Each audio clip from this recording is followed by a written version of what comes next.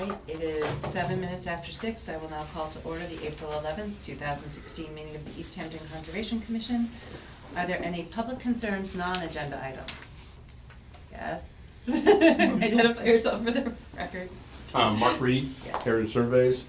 I sent an email earlier regarding a project at 184 Northampton Street for A to Z storage, which is DEP file number 151-276, and I wanted to give the board an update.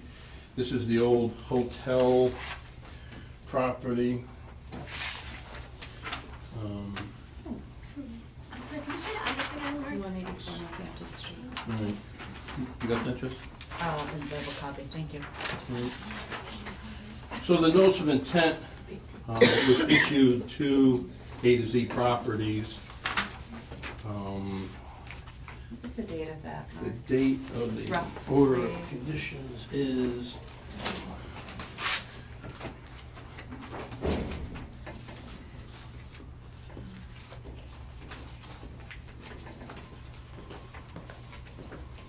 so it was dated in January 2014, so I think you signed it in December.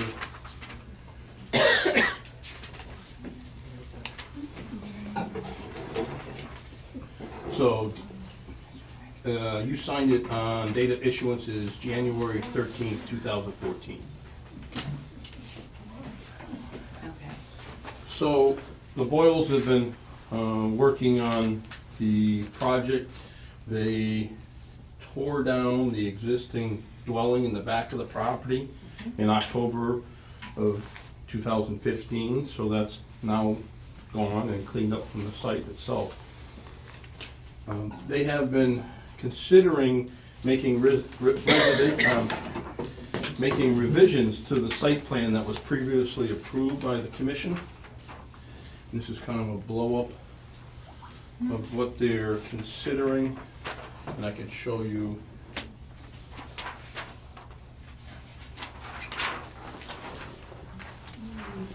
Initially, we had one large building in the back. Oh, that's what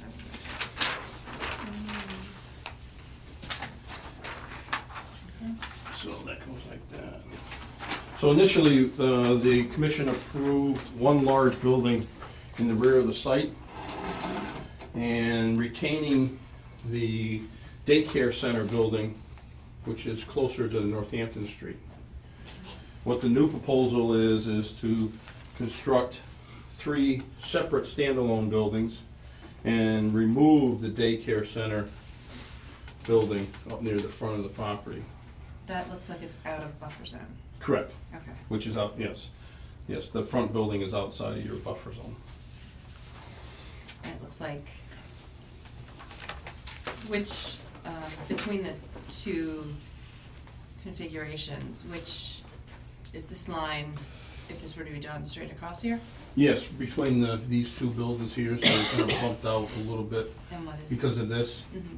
because of this turnaround area here. And what is this? And that area there is proposed play lot for the daycare center, fenced in play area.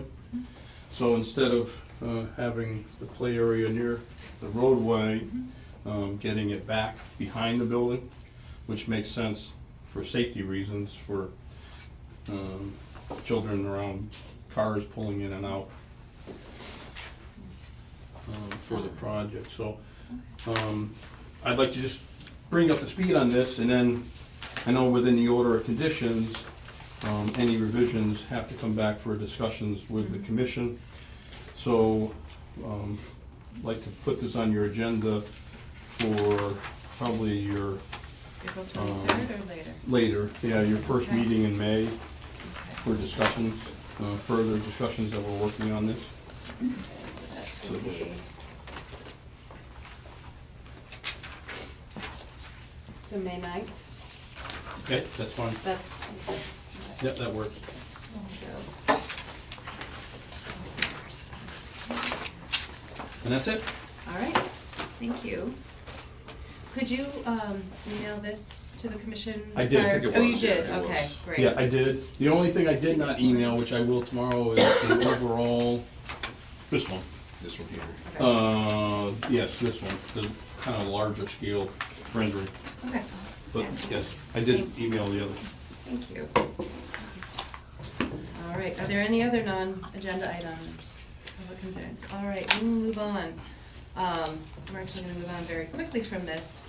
Request for determination of applicability for the verification of sensitive areas along the Pan Am Railway's rights-of-way and railroad tracks. The commission received this, but there was no legal ad placed. So, without discussion, we will, contact the applicant's representative and determine what agenda they will be placed on based on the publication of the legal notice.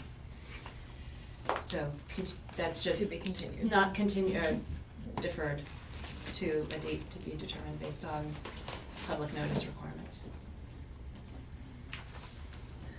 Okay, we have also received a request for amended order of conditions, Lathrop Community of East Hampton, 100 Bassett Brook Drive, invasive plant management, Mass DEP file number 151283. Would you care to join us? Yes, Thank you. and I have with me some members of the Lathrop community, Deborah Perry, who is our Director of Finance, Deborah Peavy, who is our Director of Residence Life, and two of our residents, Ethel White and Lynn Howe. Excellent. Thank you. And just for the record, identify yourself. Yes, I'm once Barbara more. Walford.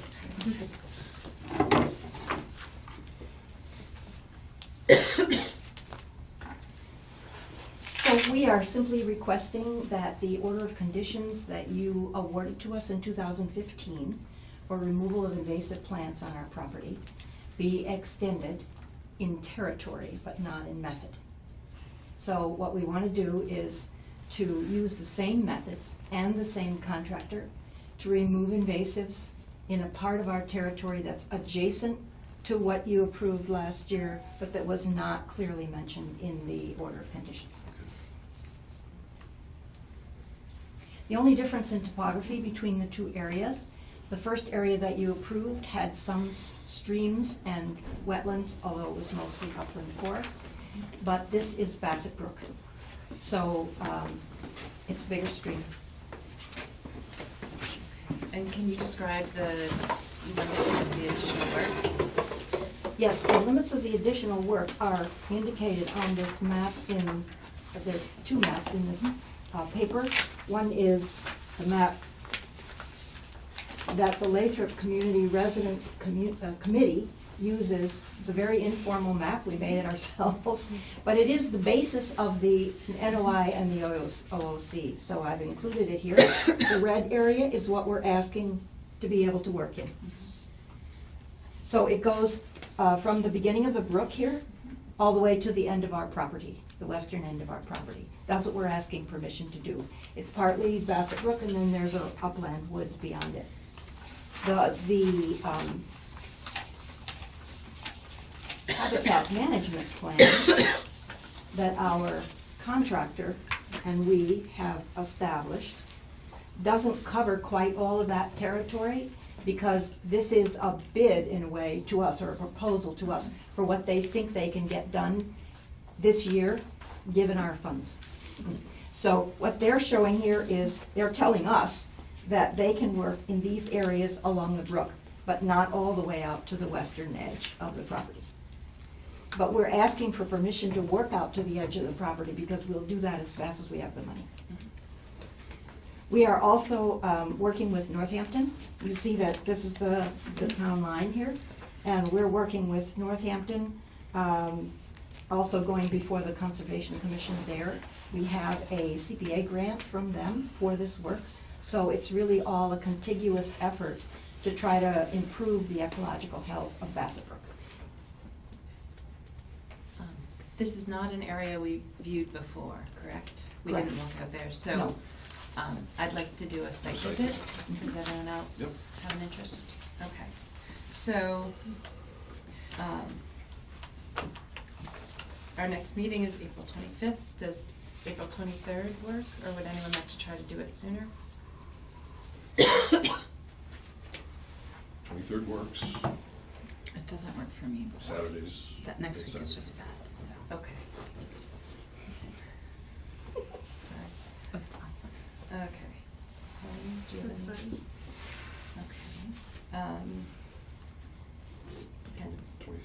23rd at Sure. 10 a.m.? Sounds good. Does that work with swim classes? The swimming is at 10. I can. Is it 8 o'clock? I don't have. Keep doing Darlene probably covered it, so. 9 o'clock it instead. works for the people. Do you want to do 9? Yeah, Sure. 9? Yeah. 9, okay.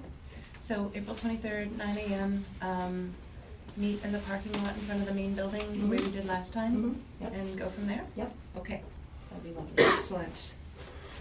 Thank you. Okay, thank you. We're looking forward to our visit, to your visit. It's gonna be beautiful. Fingers crossed for good weather. Yeah. Oops.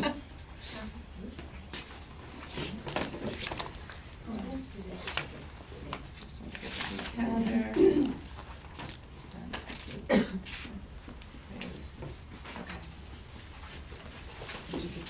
All right. All right, next item on the agenda, continuation of the public hearing for a notice of, oh, I'm sorry, to back up a bit, could I have a motion to continue the request for amended order of conditions to our April 23rd, April 25th Move to meeting? continue to 6 April p.m. 25th. Thank you. Second motion. All in favor? Aye. So moved. Thank you. It's, hearing is continued? Yes. To the 25th. 5th at 6 p.m.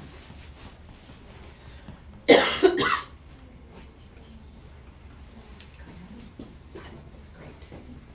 All right. Next is a continuation of a public hearing for a notice of intent for the construction of commercial property off O'Neill Street, map 114, lot 13. Project includes proposed wetland crossing, flash fill, 2 buildings, immediate parking area, wetland replication, and stormwater management. Applicant is Loven Properties, Inc. of West Hampton, Mass. DEP file number 151287. Evening. Welcome. Good evening.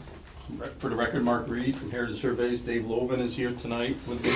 Thank you. I've got 2 sets of revised plans and stormwater calculations, soil testings to provide to the commission that were emailed a week ago to you all, That's one down there. as well as a letter dated today from Charles Bauschy based on a site visit that he and I did to look at the type of vegetation within the wetland crossing area and replication areas as requested. So I have 2 copies, I've got a couple of to Thank read. you. We have, actually, I printed one, so we don't. Okay, And Tom Hogan from Doucette Associates is here tonight, thank you. also with that. So I guess I can start by saying that Tom and I went out and did some additional soil testing within the stormwater basin area and found a variety of soil conditions in that area.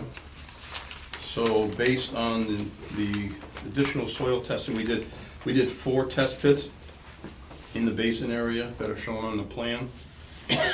So based on the additional soil testing out there, we have revised the stormwater basin to enlarge it and raise the bottom of the basin to maintain 2 feet, a 2-foot separation from the seasonal high groundwater elevations based on the additional soil testing that was performed, and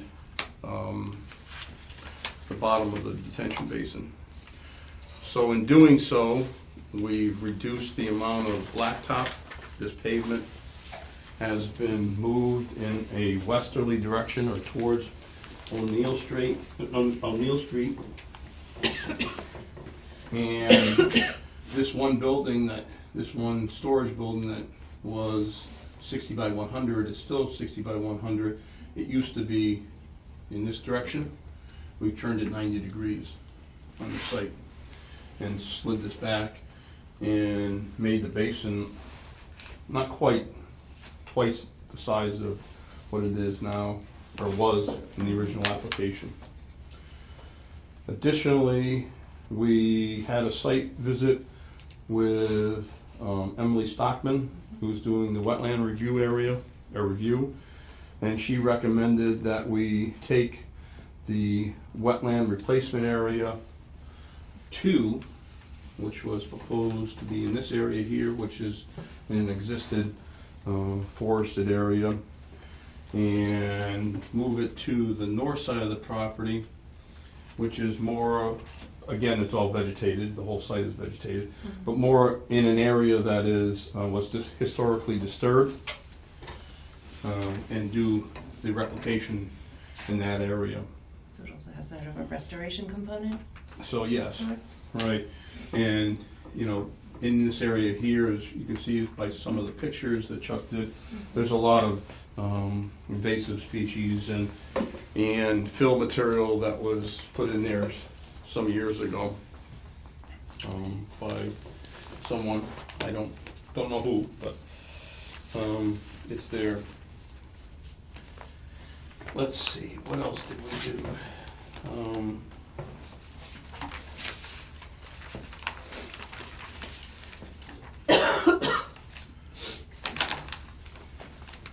So based on the soil testing that we did, we found that the soil hydrological group could be consistent with the soils map of being C and D soils on the property. So we've revised our calculations to reflect that. Additionally, early on, Mark Stenson commented that it would be good to put 2 culverts in the wetland crossing in here. So we have changed this to add 2 24-inch RCP pipe culverts that connect this resource area to that. That was a comment that he made in one of his earlier emails. So we've added that to the plan, so there's now 2 24-inch culverts underneath the proposed driveway. Is there a detail? You had a detail for the other one, Yes. the original culvert. Correct. Yeah. This is also. I don't, Original one also 24? it was 36 inches in size. Oh, okay. It was 36-inch size. I think we just showed it in our cross-sectional view of the driveway. Feel free to point. I don't think we had a detail per se, but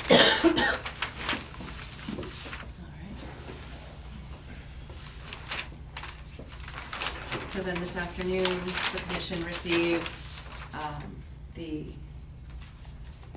I thank you all for attending to this so promptly. Yep. Let's keep things moving. So this afternoon, we received the written third-party review, and we asked Tom Hogan to be here to represent their findings, their Yes. observations. And I guess Yes. at this point, I'd like you to run through those findings. Sure. As I understand, based on the site visit and the soil test, the additional test pits, you've only reviewed this, you didn't review the prior. You reviewed the revised. Right. You didn't spend time on the original. No, but part of our team had. I thought I could go through that a little Sure. bit and talk about how the slight imperfection in the review, which I think will be in that 0 anyway. Okay. I'm Tom Hogan with Doucette and Associates, third-party reviewer, Doucette and Associates in Northampton. We received your RFP, teamed up with Stockman Associates, local scientists, responded and began work on the project. Met with Mark. As part of your request, we would observe some of the test pits for the purposes of evaluating seasonal high groundwater. During that, we encountered some slightly unexpected results, so I think the design team retrenched. The wetlands review was ongoing. So that review was from the perspective of the Notice of Intent, the Wetlands Protection Act. New plans came in nearly simultaneously as the notice of intent, the Stockman review came in as well. So Emily and I reviewed what the differences would be together, and if the plan changes would have any real material effect on her review comments, and we didn't feel that it would. Okay. So what we would rather do is, in the applicant's response to this total report, let's address all the comments going forward as one. And the review team is confident that that'll be a sufficient way to handle it. So the good news is the engineering portion, which I was involved with, was of Mark asked us to hold. And we got these plans last Monday, so we reviewed these this week, and you have our comments, and I'm happy to go through all of them. There's a lot of comments. I'd be glad to read every word of them. I'd rather summarize them if you'd like. Some of them are technical in nature, boring to say the least, I'm sure, but we could go through. The beginning of the report starts with Emily Stockman's review, and she lists the materials. And I think part of the request of services that you asked of us was a phone conversation with Emily and then with us. So instead of, I'll convey what she's written, but we can ask her more details about these. Summary of findings, well, she identifies the site visit that we had together with Mark Reed on March 24th. And in the summary of findings, she identifies that, due to the extent of BBW on the site, all the work really is within a buffer zone of BBW, thus jurisdictionally, everything should be looked at. And she states the general provision of 1053-1, which discusses the authority of the commission. So she poses a question that came up, of course, on the first set of plans, just as a kind of a general discussion point. Can work be pulled farther away from the wetlands as kind of the first test of avoidance? Instead of 25 feet, can it be 50 feet? So kind of test the applicant's ability. Now we realize that we need turning movements on the site, we need safe access throughout the site, so you do need to build in an outward direction, but it's kind of a general comment, I don't think a suggestion, but just for thought. The next one, the compliance review under 310 4B regarding 5,000 square feet. So the applicant's proposing 4,950 square feet of fill. And Emily's scope was clear that she wasn't evaluating the wetlands line itself, but she had done a few tests, I think, just to get bearings or for whatever purposes, and thought some of the areas between the difference in delineations might exhibit certain characteristics. So she wrote this comment regarding looking closely at the wetlands limits on the site. She also talks about what the impacts would be, or how it would go if the limits were different as shown, and if it were over 5,000 square feet, and how that would be the 3-story. She talks about the surface or replacement area equal to that of the lost area.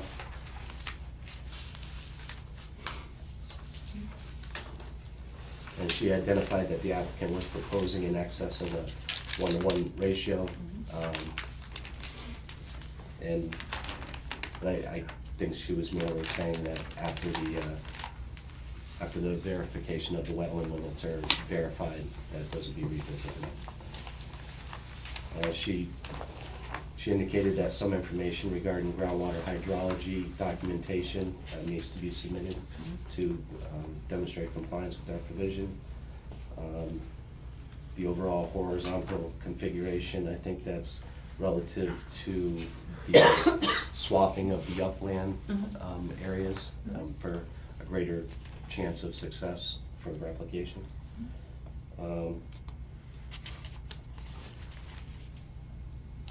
1055 4B4, the replacement shall have an unrestricted hydraulic connection to the same water body. She just pointed note that the installation of silt fence could have an inadvertent potential for creating a mound between the newly created wetland and the adjacent area. So I think it's just a cautionary comment. Okay.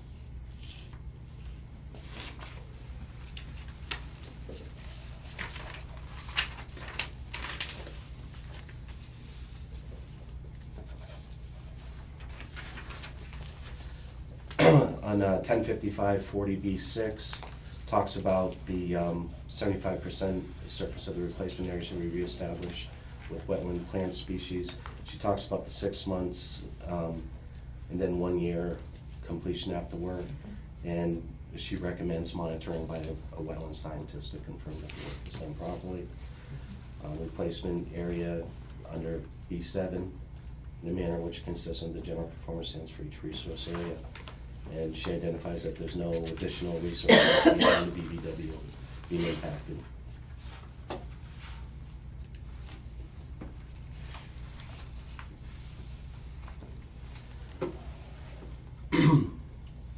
She recommends that the applicant provide a narrative demonstrating avoidance and minimization of BVW impacts.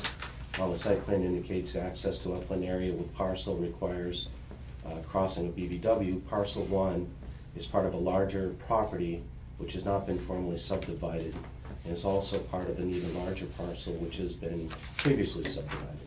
As such, a larger deeded parcel should be reviewed to ascertain whether BVW impacts can be avoided and minimized.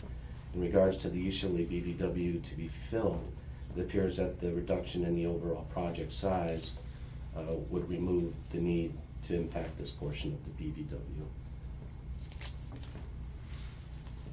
So, and I'm not sure if that is a possibility due to the needed turning radiuses and just the general service functions of the site.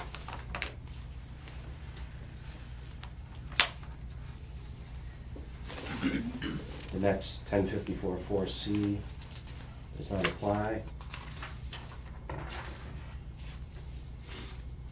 1055 4B regarding rare habitat does not apply. The area is not mapped by NHESP.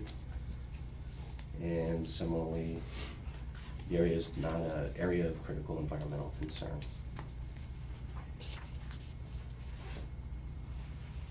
Part 3 of her report, the NOI narrative states that the wetland replication shall be done in accordance with the Mass DEP, Massachusetts Inland Wetland Relocation Guide. However, required information based on the guidance has not been submitted. An evaluation of the proposed wetland replication area has not been provided. And so she talks about some of the missing components related to wetland replication.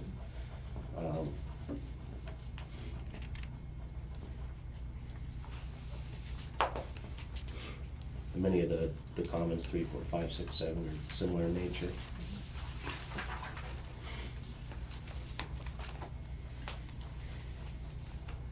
The applicant has cited 310 CMR limited project status as a compliance measure for the work with BVW. Parcel 1 is part of a larger property. As such, a larger deeded parcel should be reviewed to ascertain whether BVW impacts can be avoided and minimized. A larger parcel should also be evaluated to assess whether reasonable alternative means of access from a public way to an upland area same owner is unavailable.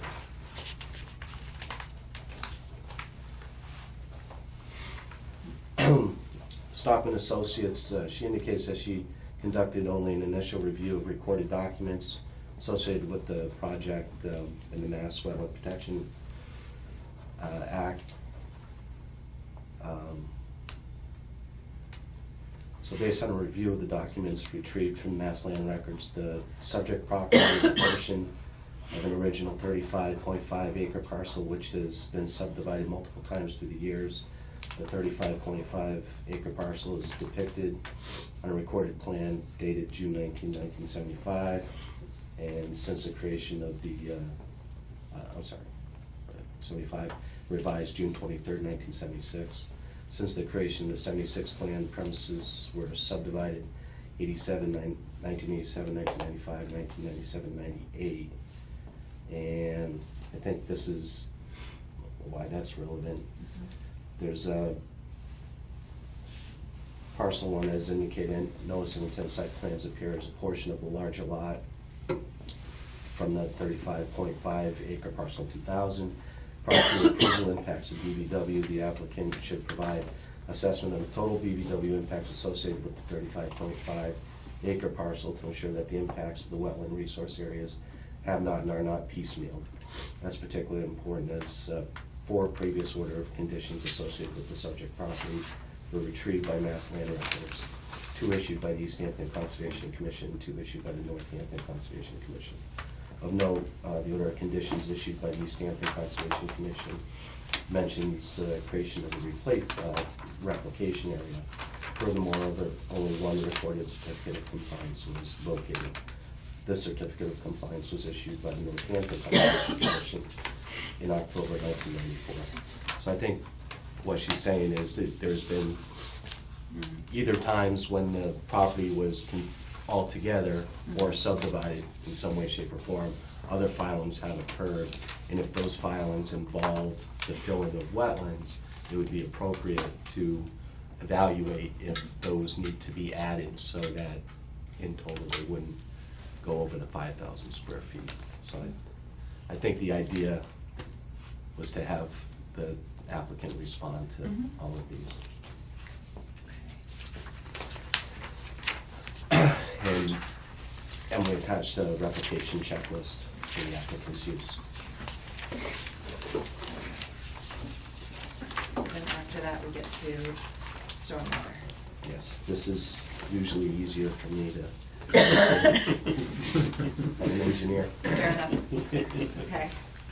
Okay, and we went through the stormwater standards, all of them, where there was opportunities to try to interject some engineering evaluation or, advice or observation we did. So the no new stormwater conveyances, we believe that the project generally appears to meet the requirements of not discharging untreated water. They appear to provide plenty of it.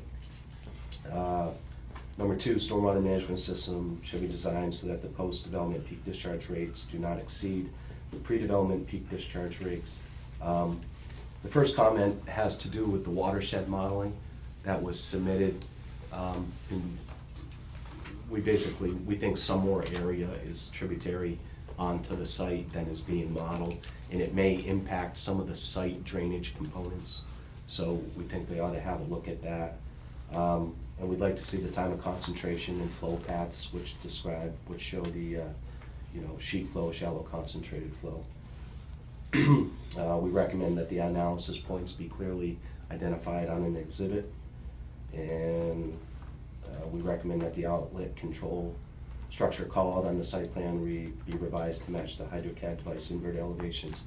Probably just Scribner error or carryover error, but just there's some differences in the inverts between the report and the model results.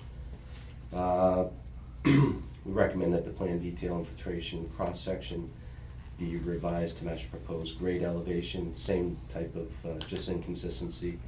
No culvert sizing computations are provided for the proposed pipes under the access drive. So I think that's the 2 culverts. We'll probably look for a culvert analysis of that. Number 3 is the recharge requirement. And so when we're out talking about the basin and Mark was deciding what kind of basin it was going to be, it was chosen to be an infiltration basin. Mass DEP has listed the criteria, what it should be designed to have, to include how separation from groundwater recharge rates. So based on those criteria, we looked and we believe that the Stormwater Design Manual, Volume 3, Chapter 1, would call for a mounting analysis, and that would be because it is providing, it's within 4 feet of seasonal high groundwater, and it is used to attenuate peak flow rates. So The two of them would require now. The proposed infiltration system, top of berm elevation is within 10 feet of the proposed building foundation. Setback requirements are listed for BMPs, require setback greater than 10 feet. So we recommend that the applicant demonstrate the minimum setback requirement is attained. There's no emergency spillway on the basin that we see, and it's recommended that they have one. The basins call for a 15-foot berm on top for vehicle access, and it's thinner than that now. We recommend a safety fence be provided around the perimeter of the basin. I'm not sure what the commission typically requires, but We don't see too many basins. yeah, is that right? Yeah. Well, there haven't been too many basins in recent history. Yeah, I think the bank was the most recent one. I think we've kind of been getting in the mode of when you have a basin, have a fence, just keep people out of it. And then we recommend that drawdown device be incorporated into the outlet control structure for maintenance purposes. It's kind of shown, it's a low flow drain underneath the bottom. If you have to get in, if it's not drained properly, you can draw it down. And it's shown on the typical detail for, in the DP handbook. Standard 4 regarding 80% TSS, we believe that they meet the standard. Standard 5, higher potential pollutant loads. This doesn't really exactly fall into that category, but we see they have 2 snow storage areas that are kind of off the pavement.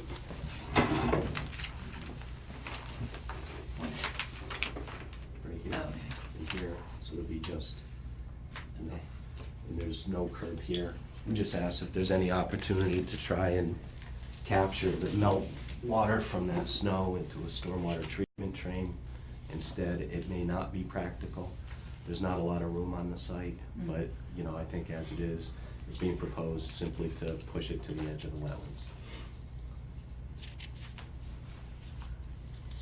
6, Zone 2, interim wellhead protection area or water supply. We don't believe that it applies. 7, redevelopment. We believe redevelopment provisions do not apply. It's a new development. 8, construction-related impacts. Basically what this all says is, well, I'll go through it. It's about 2.5 acres of, the limit of work is about 2.5 acres, all within close proximity to the regular wetland resource areas. While there are limited erosion control VMPs shown within the plan set, the plans do not clearly include real detailed construction phase erosion sedimentation control plans. So we would just recommend that the applicant consider developing a detailed sedimentation erosion control plan, show stockpile areas, staging areas, stabilized construction entrance and exits, schedules for the responsibilities of BMP inspections and maintenance. Because they're going over an acre of disturbance, they're likely going to need to seek the proper cover under the NEPID's stormwater permit, and that will cover many of those elements, but in terms of having some control at the local level, that's going to happen, that we would recommend such a thing. And then long-time operation and maintenance plan. The applicant has submitted one. We just would make sure that that gets carried forward into any long-term permit, ongoing permit compliance. And the illicit discharge doesn't seem to apply. The intent of many of these comments are to partially invoke some commentary between us and the applicant, or you and all three. Perhaps there's something that I saw that we didn't communicate perfectly on, and there's certainly time and room to try and square that away, and usually responses in writing to comments like these are the appropriate way to handle it. do you have any, I mean, I know this just came out today. Yes. So I'm still processing, you know. Right. I don't know how quickly you've gone through it. I just got this tonight also. Tom tried to send it to me earlier today, but the email didn't come through, so, I think Emily, I don't think was a party to the information that, because Chuck Dowshy had done as far as the vegetation and everything, so, so that's part of it, so, because everyone's been working on it at the same time here, so. Right. Definitely an involved project. Right. Do you have any initial responses, or is this something you can respond to before the next meeting so that we can Yeah, I hear? guess we would need a little bit of time to prepare a response to this, and make any changes needed as a result of it. I don't think we could get it done by your next meeting Okay. in 2 weeks. So probably we should continue it until your May 9th meeting, Okay, if that's your, because I need to go through this on other aspects that don't really deal with Dave Boyle aspects relative to some of the other work that has been performed on the site. that was something I was gonna ask. Is that something that you can follow up on with? Yes. With Mr. Boyle? Yes, sir. And he has a class on Monday night, so he wasn't able to be here tonight, so I don't know. I need to speak to him.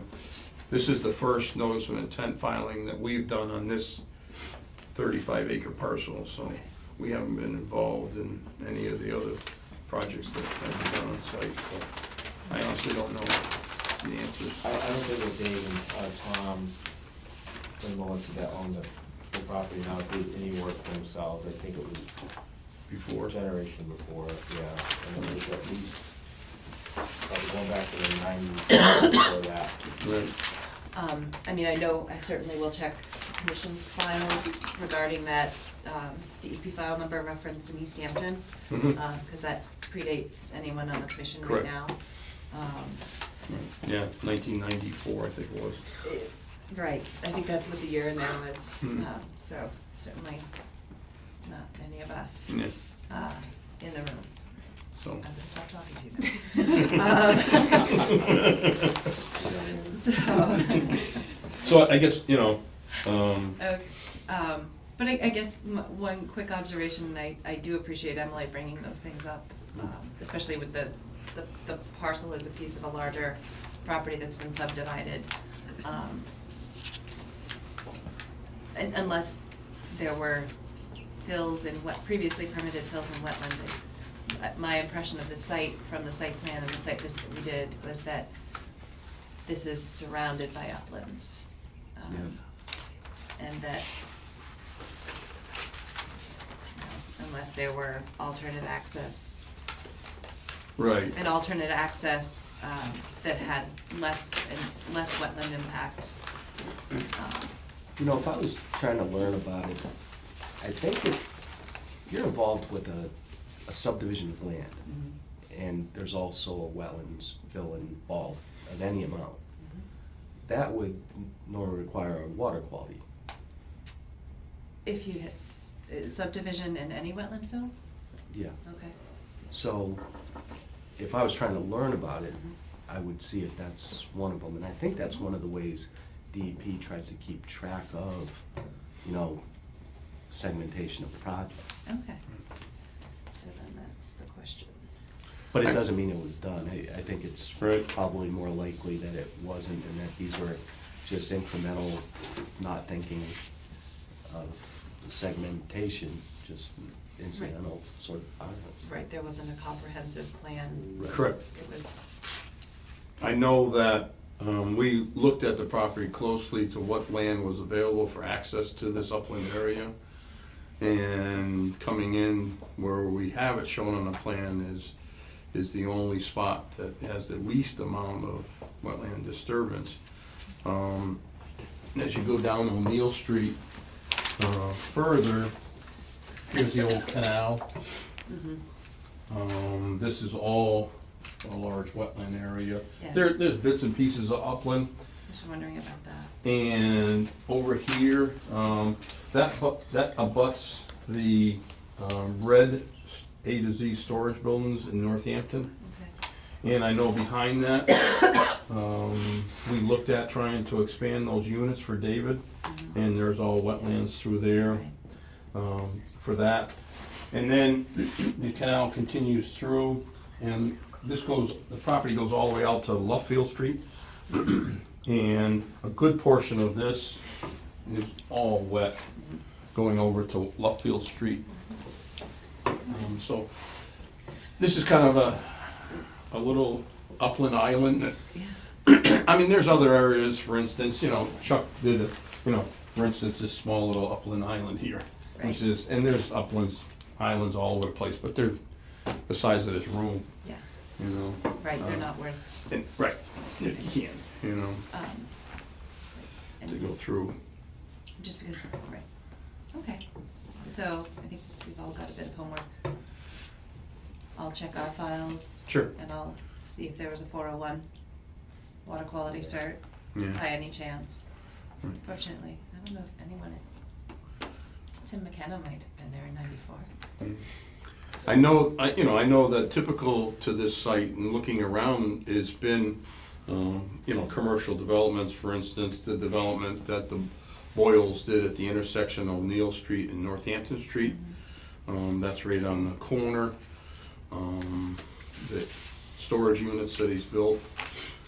And then there is a small office building, which is their office building further down O'Neill Street, which was developed in I believe, the same type of scenario where there was a small upland area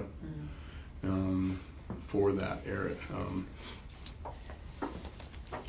Did Emily reference the recorded plan book? Any reference in here? I'm not using words properly, I'm sorry. She references a recorded plan and the dates, but she didn't reference the plan book and page. Yeah, I know when I talked to her, she said, I just looked quick, I didn't do a thorough, evaluation, but I think she brought it up more for. No, it's definitely a good perspective to take, and I guess, getting, all of our plan views have been obviously of the subject area. Yep. And I'm just wondering what the larger parcel looked like originally, and if that's a plan book and page that she I can send. provide that to you. Oh. Yeah, Email? I can email you That would be the great. recorded book and pages, yes. Yeah, just the plan book. Yep, plan books, yeah. Okay. That would be helpful. Because Time there would saving. be, well, I know there's one for that smaller office building further down O'Neill Street. One for the. So that was part of it as well? That was part of the 35 acres. The one for the corner development that the Boyles did at the corner, and then the two other storage units in Northampton. So I can email you the plan books. Thank you. Okay. Any further questions, discussion from the commission at this point?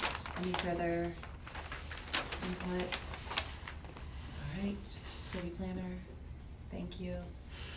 And Mark, you indicated, would you like us to continue to Your May 9th? May 9th, or would you like us to continue to April 25th in the event that, or is it just not realistic? It's not realistic because Okay. I'm on vacation next week. So.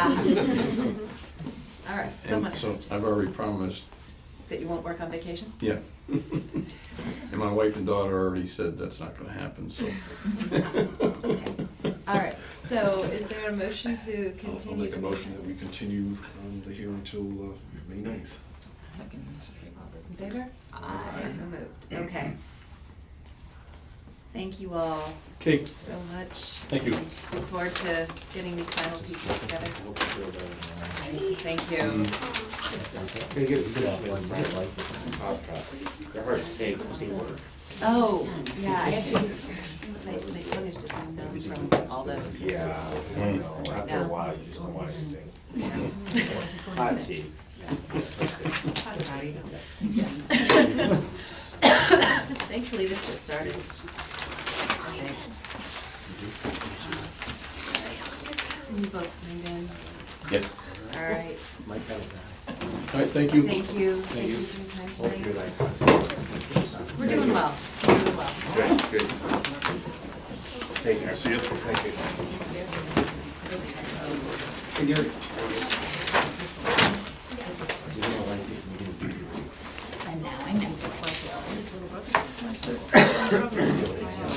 Full set of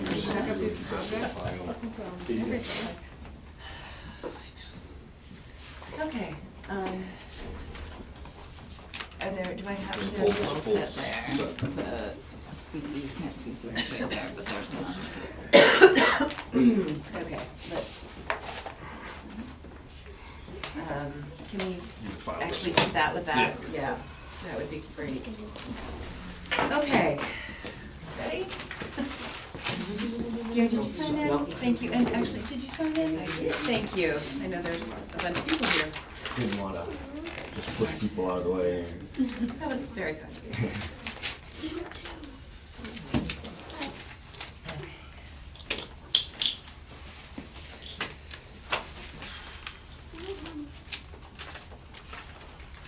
So my brain, if the one number was- Only two people who were here on time. I was a little late. It was just Colleen and I. Okay, are we ready? Presiding over the meeting. You couldn't handle it. We actually did the meeting earlier this week. Great. All right, we will now continue the public hearing for a notice of intent for the removal of nuisance aquatic vegetation to retard pond and lake eutrophication via herbicide application in Nashawanic Pond filed by the city of East Hampton, Mass. DEP file number 151288. Thank you. Okay, Gary Golis, representing the city of East Hampton. This one, that was me. The commission asked for a few items, excuse me, for this meeting. The first one was pretty straightforward, just to recalculate the size of the pond. Thank you. So there's a couple copies of that. Can you make a note that we received a revised WPA Form 3? And I'm going to hand note that it was received, I'm just going to call it tonight, just for the sake of not figuring other dates out. Sure. Okay, received tonight. It's calculating the size of the pond. Right, the original calculation was basically for about one treatment area as opposed to the whole surface area of the pond, as its surface area exists. Yeah, now. I calculated as if it was 30 acres. So, perfect. That's what I was hoping for. That way, Yep. we cover the whole pond. One of the other things was just simply a map that will at least, I believe, were the sites that we talked about for the dissolved oxygen testing. Unfortunately, I only got to look at my copy, but I'll hand this one over when I'm done. Basically, Site A is at the center of town off of the new boardwalk. The depth there would be approximately 6 feet or so. Site B would be launching from the old boathouse beach and basically paddling about straight out and going to about the middle where it should be somewhere around 10 foot in depth. Continuing on into the White Brook Cove, which I call test site C. This should be about 5 feet, 6 feet in depth in there, and then making a run further north, going back towards the center of town to test site D, which is, well, sort of in the middle of the cemetery to one side and street access from the other side. So there's a logical sequence. You know, we talked about time of day. 7 so to 9 a.m. yeah, so this allows whoever does this, whether it's me, whether it's somebody else, to get these 4 points in relatively fast fashion. Obviously, if the commission wants GPS points, those could be supplied. We'll never get those points, you know, to the foot, but it gives you a pretty good idea where to go back to, whether it's year after year or how often it is necessary. So submitting that for your approval. And we did talk about the DEP comments verbally, and it was asked if I would submit something in writing, so I did respond to DEP comments. Basically, the first one just talks about the siltation that enters the pond and what methods we've used over the years to control them. So I made mention of the Gabion Weir, the siltation basin, shoreline restoration, where the shoreline was actually stabilized, as well as the 8 deep sump catch basins and the 3 vortex catch basins. Comment number 2 from DEP made mention of the emergent vegetation, that it shouldn't be harmed. So I made a comment basically saying all due diligence will be taken to avoid harming the emergent vegetation, and in the event that something does happen by accident, that there would be replication that would happen in that area. If something were to happen, like a spill in the buffer area, we could fill in that little area. We used an example of a 100 square foot area. We could push vegetation back into that area to fill in that area. And the last comment was about the actual management. What is healthy density?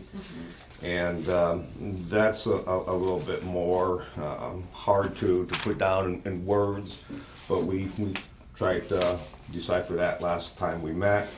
Basically, we're looking for not to eliminate the macrophytes. We just want a lower amount of density. So the areas that are 75 to 100%, we'd like to see those numbers come down. We'd like to eradicate the Eurasian milfoil. But we want to keep various amounts of densities in various parts of the pond. That's mostly for the wildlife. The wildlife doesn't want massive densities, and they don't want absolutely no macrophytes. So we're trying to have a nice balance for them. And you really can't say, well, Pond A, which is similar in size to Nashwanik Pond, has this density here, so this is what we are shooting for, because every water body is different. You basically have to look at it as an individual water body and do what's best for Nashwanik Pond. And some of that is to see how the pond actually responds to the herbicide treatments. We may find that, you know, the initial treatment didn't do a heck of a lot, and we'll have to go back and say, you know, we have to think about not necessarily different chemicals, because these are the chemicals that we're proposing, and Melissa made a legitimate point that we don't want to do bait and switch here. So these are the chemicals that we're proposing, but we want to keep it open-ended, that if we needed to switch chemicals, that would come before the board for the amended order conditions, that we wouldn't just say, well, this didn't go well, so now we're going to go with chemical Z. So anything like that would come before the board as well. We've got Thank you. copies of those as well. I'll share.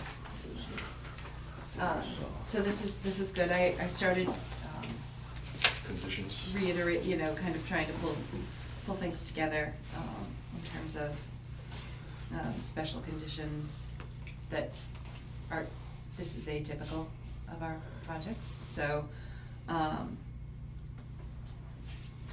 so I guess before we get to that, does the commission have any further questions? So I think before we start talking about special conditions, we need to close the hearing. Make our motion to approve the order of, an order of conditions, and then discuss the conditions. Sure. It's a little different than since we're actually talking about very specific things. Got it. So I'll move to close, so we're moving to issue an order of conditions with conditions to be discussed? Yes. All right, I'll move that. I'll second that. I'll Is second that that. actually? No. That's a good one for the Is there- minutes. Is there a second? Second, all those in favor? Yes. Okay, so You're brave man to discussion. second that, Jay. Let's let Ashley catch up. Yes. How about move to issue order of conditions with conditions to be discussed? Yes. Okay. That's Perfect. exactly what he said. Perfect. All I have to Discuss. say. So I'm gonna have some work to do. But, you know, we have a lot of, okay. So I guess the first thing is, do we wanna issue a 3-year or a 5-year order? Our typical order of conditions is valid for 3 years. It's within the commission's discretion to issue an order that's valid for up to 5 years. It's a maintenance plan, so maybe 5 Right. years isn't bad. I, Did Yeah, it I for think 5 Lathrop, years. right? and we did it for Similar. Lathrop as a 5-year where it just alleviates some of the burden of having to come back to amend or extend by 2 years. Yep. That makes sense. It's intended to be an environmentally beneficial project. And so- I Yeah. see it as such as well, Yeah. so. Hopefully we'll find something. Can I ask one question about that? Yeah. Like if there are, so it seems like the major data points that we'll have to analyze whether or not this project is successful is the dissolved oxygen and the percentages that you'll Mhm. give us. I guess my concern with saying 5 years is that if there are other potential impacts that aren't gonna show up in those 2 ways, that like, it might be beneficial to be required to check up on this. So, good point. Mm-hmm. Thank you, and I didn't share this. So, one of the things is, in a condition, requiring, you know, I've gotta work on the phrasing, because normally for a construction project, we require weekly reports. For this, obviously, it's not going to be that kind of ongoing activity, so I'm gonna work on that phrasing. Submit by the project environmental monitor, and the project environmental monitor will immediately notify the commission or its agent of any matter that requires attention by the commission or the agent, including but not limited to unintended impacts to emergent vegetation and fish kills, i.e. fish die-offs. It's an environmental monitor. Right, that's the project nominated. Yeah. So, it's someone, it's kind of the point person for the project. So, typically, probably you for the first year, I would imagine, if you're overseeing the project. Or they Yeah. need to nominate someone and we Right. need to approve of that person. Yeah. Up until this point, my job has been to present to the board here and get the order of conditions, submit to the, basically to get to the point where we're ready to apply. Okay. And we can discuss further, So that's whoever that's gonna be. You know, that's a pre-construction requirement, that person be nominated by the applicant, and propose to the commission before anything gets started. And if the commission approves, the commission approves, and if we don't approve, we say why. What are you looking for from whoever that person be? We know that there's going to be dissolved oxygen testing taking place no more than 7 days prior. That has to be submitted to the commission for their approval. Right, I think we said between 3 and 7 days. Did we say 10? I'll go back to my notes. I don't know, yeah, we mentioned that we don't wanna be calling you at midnight the night before. Right. That, So yeah. there are, so some things, I mean.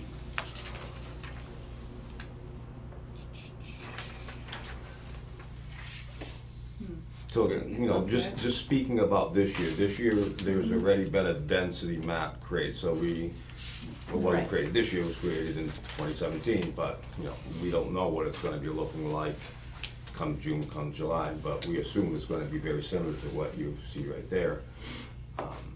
But there was also discussion about, say, we treat in 2017, that a new map be created. Right. And that way, that would be, I would assume that monitor's responsibility to create that map. So the way we phrase it is, prior to any activity on the site, the applicant shall nominate an individual who shall act as the project environmental monitor to oversee the implementation of this order and be responsible for monitoring all activity within land under water to ensure compliance with this order. Must be accessible to the commission and its agent by phone, including evenings and weekends. Must have direct oversight of gotta change that phrasing, construction and restoration activities, but the work. And shall submit, Periodic. we're gonna have to specify the period, but written progress / monitoring reports to the commission via email, and have the authority, and including, will report anything bad that happens too, Yeah. basically. So would you want this person, we talked again about the 2 weeks post-treatment, Yep. dissolved oxygen. Would you want something beyond the 2 weeks as far as continued monitoring beyond that? I mean, A density chart at the end of the season or something like that? Or? yeah, how did I?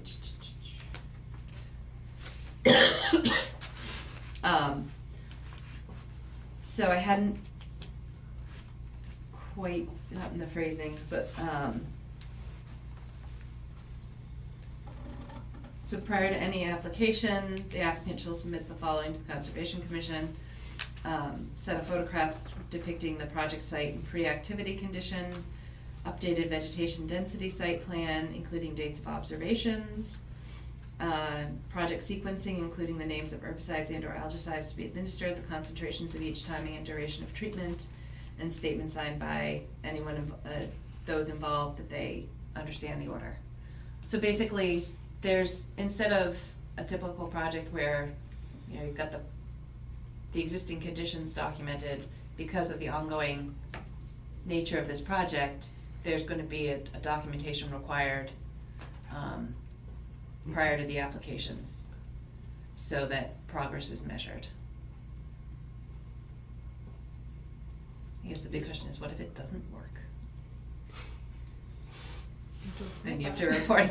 We'll report that it didn't work, sure. Yeah. There should be absolutely no reason why it wouldn't, you know, it's just a matter of how well. It would be almost impossible, and nothing is impossible in this world, but I can't imagine any scenario where, done properly, unless they forget to put the actual chemicals in the tank, that we're gonna see something and it's going to happen relatively quickly. It's not, we're not gonna have to wait weeks to see the vegetation. It should start dying within days, and it will, you know, continue to do so for weeks. Eventually, you know, it will die back, it will sink to the bottom, and you won't see that actually occurring. But, you know, judging by the dissolved oxygen levels, you know, you might notice a difference, you might not. It all depends on this particular pond. There shouldn't be a terrible drop. Let's just say, for instance, the bottom is 5 parts per million pre-treatment. It shouldn't go down to 1 part per million, and that would be terrible. If that happens, something went radically wrong. So you shouldn't see a huge difference, if any at all. It should be more of an aesthetic view that will show that it's working.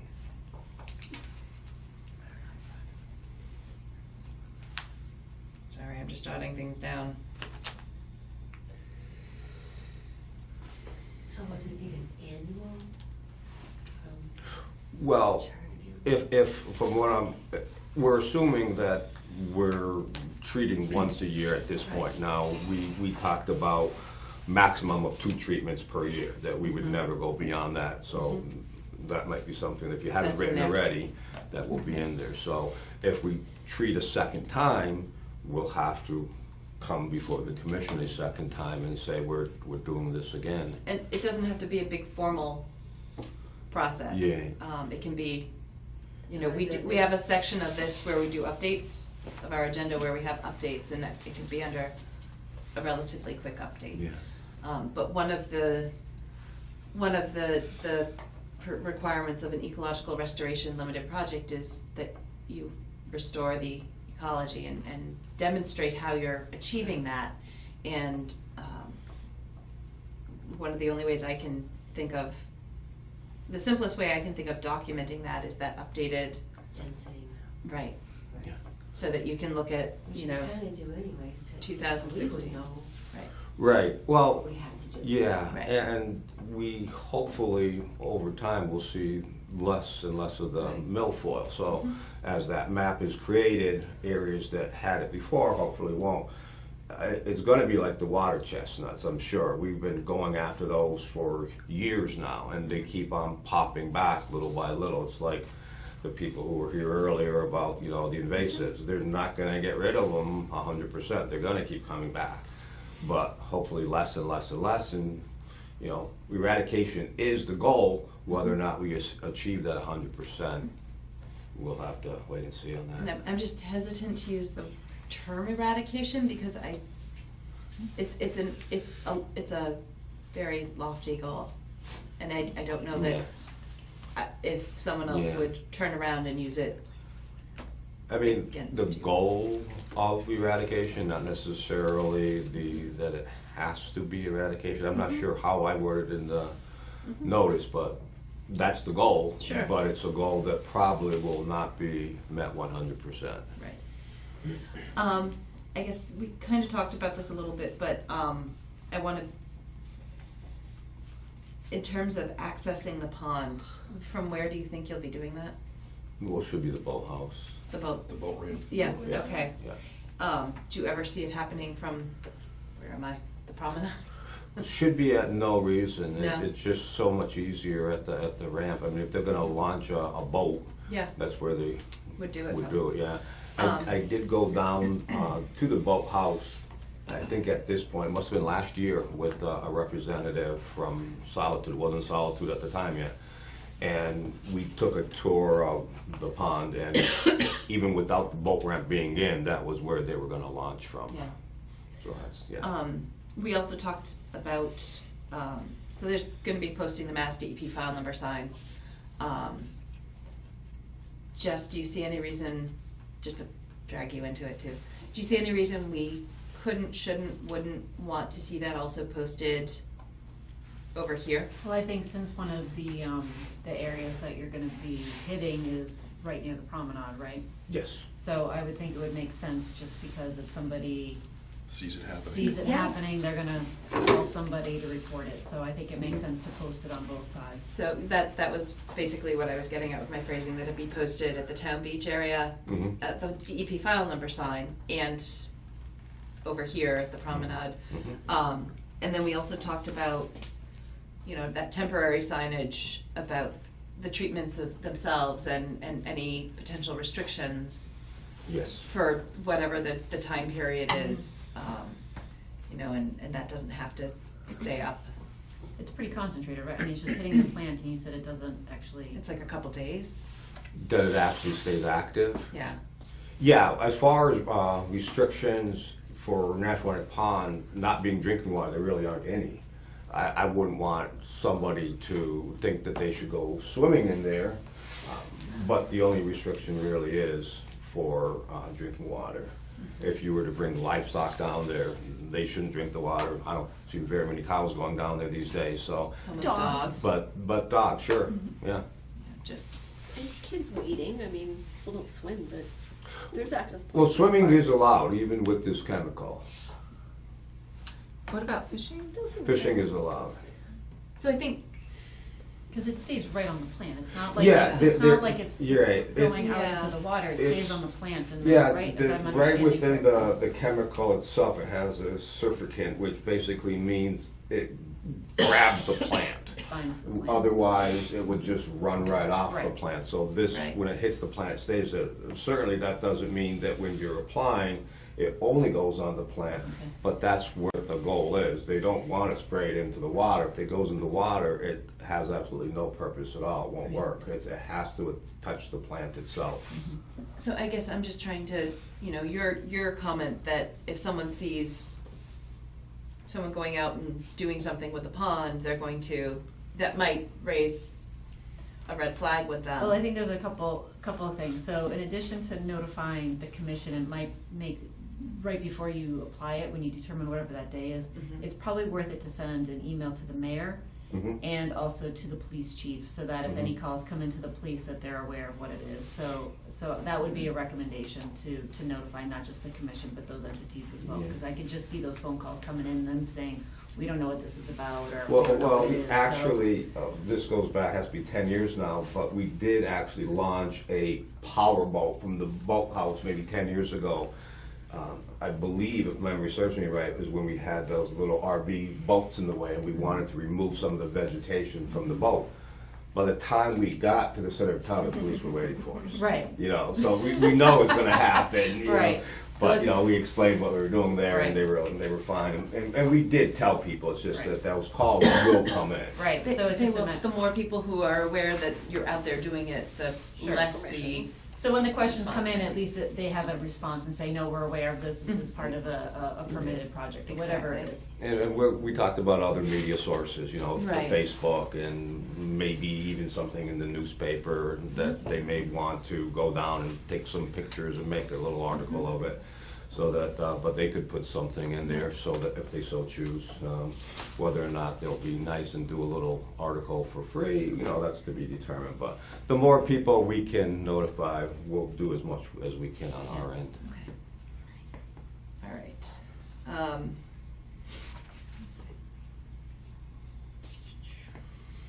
Does anyone, a lot of this is just the documentation regularly, you know, Yeah. annual or however frequently it happens, but just a short summary of. Just, have you written anything about depth as far as where the dissolved oxygen reading should be? I taken? did not include anything specific in terms of concentrations. We talked about, we were all over the place on that in our discussion, and I guess I feel like I need a little better guidance. You know, did you include any previous dissolved oxygen readings? I mean, I know you know, they'd be a year old and. I have dissolved oxygen readings. I haven't done any myself recently, but I have years and years of data that I used to have. I still do have, but just not recent data, not since the dredge. Do you recall off the top of your head what the lowest readings were? Very low. In the middle of summer, like maybe 1.5 parts per million. Okay, but we're talking about, one of the things we talked about specifically was not doing this in the heat of summer. Right, Because yeah, of those environmental considerations. Right now, at this time of the year, the water column is probably pretty uniform. You could probably, you know, go down from the surface to the bottom, and you're not gonna find much, if any, difference in dissolved oxygen levels. By the time June rolls around, August rolls around, you are gonna get different levels from the surface to the bottom. Because there's 4 different areas, I mean, just a recommendation. There's 2 areas right in the center of town here, and the one that's in the cove of White Brook.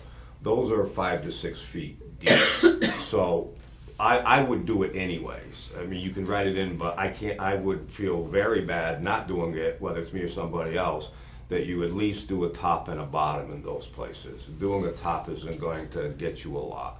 All it's going to tell you is that, yes, photosynthesis is occurring, the dissolved oxygen is great, but what is it 6 foot down? I'd want to know that. In areas that have more depth, say the 10-foot areas, and again, we can confirm this because we don't know exactly what's out there right now. I can see bathymetric maps of what is supposed to be out there after the dredge. So based upon those maps, the other 2 areas are probably about 10 foot in depth, but you may want to talk about a top reading, a middle reading, and when I say bottom, I mean like a foot off the bottom. You can't go right off the bottom because you're in mud, and obviously that's not going to be accurate. And when I say top, I'm saying, you know, a few inches down, you know. Okay. And then in terms of levels, what concentrations do we use as the cutoff? No less than 4? Well, if you wanted to go by, and this doesn't enter the picture, but if we're talking Class A, Class B, Class C water. Class A is your drinking water, Class B is your recreational contact water where you can swim in it and boat in it and fish in it. Class C is secondary where you accidentally get water on you. You know, you might be boating, you might be fishing. So forget the Class A, it's not drinking water. It used to be classified as Class B because they used to be used for swimming. Swimming, I believe, is not technically outlawed. We talked a little bit about this in some other meetings that I had. You swam in it. And people still do. I think that the position of the city is that they don't prohibit it, but they don't encourage it, and I think a lot of that is just simply liability. Right, there's no lifeguard, there's no. Right, so if you're swimming at your own risk in there. But it really is Class C water. So Class C water, the standards are, it should be, 5 parts per million, 16 out of the 24 hours a day, and no less than 3 parts per million at any time. Is that right? Sure. Per day. But The expert. Yeah, but that's. But we're only taking one reading. Yeah, so you're not So- gonna do, so basically, but these are the standards, and I'm Yep. only using those as a reference. So if this was Class B water, your dissolved oxygen levels would be dependent upon whether it was a cold or warm fisheries. And we're definitely a warm water fisheries here. It would have to be under 68 degrees for it to be a cold water fishery. Middle of summer, it's warmer than that. So those readings should be, again, memory here, 5 parts per million. That's it. You know, whereas others, you know, they talk for Class C, they say it can be as low as 3. For Class B water, it's just, and warm water is 5 parts per million. Okay, that's the surface water standards? They don't specify. They just, you They know, don't. that, and then, you know, again, as in most standards, then they give some disclaimer saying, or it can be less if background levels dictate that it can be, and what does that mean? You know, it's so ambiguous. But for this project here, I wouldn't feel comfortable going in there with, you know, anything. If your surface water is 4 and it goes down from there, to me, that's not the time to treat, you know. And if it doesn't get any better, then you don't treat, you know, because it's going to be not only what you guys have to come up with, we don't want to do anything crazy ourselves. So we want to make sure that, and we'll have to talk to the applicators, but ultimately it's up to the city to say, no go, you know. The applicator may say, oh, sure, don't worry about it, but ultimately it's the city that's going to make the call, and if those are the readings, I think the city should say no. Okay. All right, so, thank you. Does anyone else have anything? Does anyone else have anything? I don't. Okay. So obviously I have some cleanup work to do. Yeah, I Has didn't, the wrong number on it. that last little piece that I've got to send out to DEP, I haven't, just in case you had questions about the concentrations. I didn't want to send it out and then have to say never mind. So even though the order hasn't been written, I'm assuming that that part is fine. So I'll send that part out this Okay. week, get that ball rolling. Yep, that's fine. All right, so, I guess at that, Can I ask one question? yeah, I think this was brought up last time, but so for that map that you created of percent cover of macrophytes, how do you, is that just eyeball estimation? Yeah, literally, I went out there and tried to cover everything that I could, you know, foot by foot.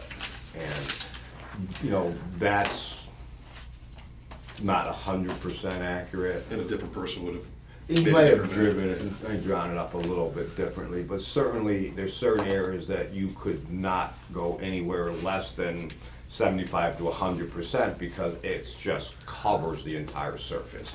Whereas some of the areas that are 0 to 25, you really couldn't go higher than that because there's almost nothing there at all. So, you know, there's a little bit of the gray area. Somebody may have drawn, again, that's not to scale, so somebody may have shifted something over just a little bit more, but I couldn't imagine anybody creating a map really radically different, you know. It may just be, you know, a little bit here, a little bit there, but it should resemble, no matter who did it, very similar. I guess one thing I'm wondering is if there's a way to have anything more quantitative or just photos to go along. I with do the ask for different- photos, yeah. Or even the first time Which you is go out there, if Tough it's to do in water. Right. But, yeah. but, you know, it's, you know, we're working with the tools that everyone has available, I guess, at this point, without requiring a very detailed, costly survey. Now, if you wanted photos, you know, you can recommend, you know, facing north, facing south, the area, you know, again, so next year repeatable. So if you're not the one who goes out there, could you go and teach them how, like, you visualized, like, the percentages? Like, could you explain to them, like, this is what I consider 75%, and, like, this is what I consider 25%? Just to make sure it's, like, a standard. Yeah, well, somebody, whoever does do this, to be honest, it shouldn't be just a volunteer who decides to be a good Samaritan and say, I can go out in my boat and do this.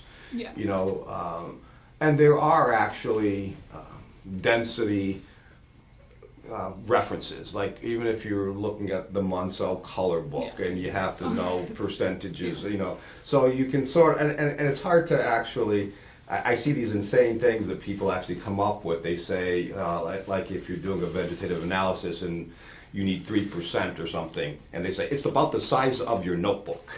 And then if it's, you know, 15%, it's the size of 10 notebooks. You know, I've seen crazy things out there, but, and sometimes it is hard to say what is 10%, what is 20%. But somebody should have some type of experience doing this, at least, and it may be me, I don't know. I mean, we'll have to talk to the city and see, you know, how they want to proceed with this. I guess it's just the consistency of reporting. Yeah. So, Yeah. Yeah, that's, keep that the same. that's the risk we're taking. Yeah. But, you know, whether it is me or somebody else, like I already mentioned, though, I can't imagine it being where I have 0 to 25% that they're going to say that that's 75 to 100%. You know, they may draw it up a little differently, but if it looks really different than that and it's not me, then I would question it. Yeah. Right, so with that, basically the way I've drafted this, it has them coming back to us annually at the end of everything and annually before they start. So, Now, in years, let's say we don't treat in 2018, so you let us know you don't treat in 2018. but you still want to report in 2018? It doesn't have to be, I mean, it would be, we're not gonna be able to police this administratively. But it would be beneficial for the file and for reference if there's no treatment in if there's a year where there's no treatment because there's no need for the treatment, then it would be nice to get that documentation. Somebody should make a note If and send it to the commission. Right, if for there's the no file. treatment in 2018 because there's no funding, Mhm. that would be good to know too. Mhm. So, Okay. so with that, would anyone care to close the public hearing? Make a motion to close the public hearing? Do we already do that? I thought we issued the order. Or we closed the public hearing? No, we Which one issued did the we order. issue? I wrote, move to issue order of conditions with conditions to be discussed Right. presently. I'll move to close the public hearing. Wait a second. All those in favor? Aye. So moved. Okay, so, we'll have this all set to go for our next meeting. The Yes. paperwork, we'll sign it at our next meeting. Okay, that's great.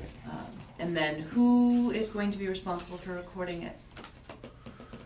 The city, I would assume. We'll have to, well, again, I'll have to get a hold of Mayor Karen and see how she wants to proceed, because Okay. once the order is written and the paperwork goes over to DEP and that gets approved, what we talked about, on my part, has been finished. But I would be happy to continue on with this project, but we just haven't discussed that Right. area. Right, so I guess I will leave the original in your office. I mean, It's a project that's a grant funded to the National Pond Committee, so. but the mayor signed it. Well, it's not a So it goes- grant. No, I'm talking about the order of conditions. I can certainly hold on to it, but I don't feel like I'm the right entity to be holding on to it, quite So frankly. who should it go to? You can give it to me and I'll figure out who it goes to, but it's not gonna be housed in my. No, I'm not saying Okay. that you're responsible for it, I Okay. just would like there to be a